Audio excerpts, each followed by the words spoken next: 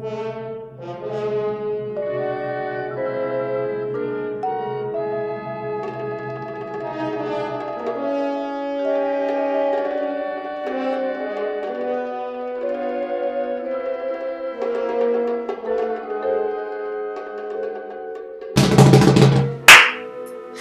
you tell I'm getting a little more creative with my intros? I don't know, I guess I just have a little more time now. Social distancing has done that for me.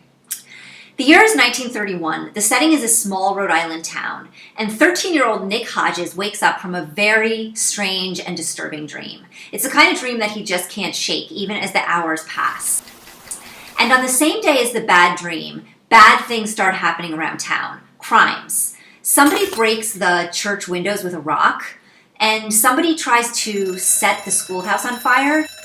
As time passes, the crimes just keep getting worse, and people are blaming Nick. For every crime, there is somebody who supposedly spotted him at the scene. Somebody says that they saw him at the church. He wasn't there. Somebody says that they saw him at the schoolhouse, but Nick is innocent. Still, the police are coming to his house every day, asking him questions, accusing him, claiming that there are witnesses. You're going to end up in jail soon if, this doesn't end, says his Uncle Jack.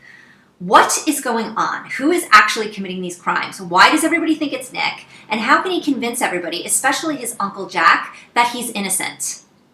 As Nick ponders these many questions, he begins to suspect that the answers have something to do with, wait for it, the flu epidemic of 1918.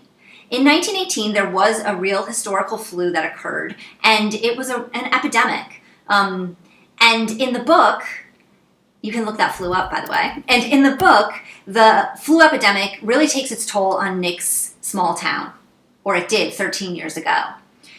That was when Nick was just a baby, and both of his parents died from this flu. Now, 13 years later, nobody will talk about it with Nick, not even his own Uncle Jack.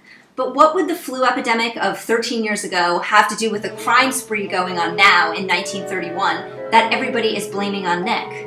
Nick needs to figure it all out and get to the bottom of it before he ends up going to jail for crimes that he didn't commit.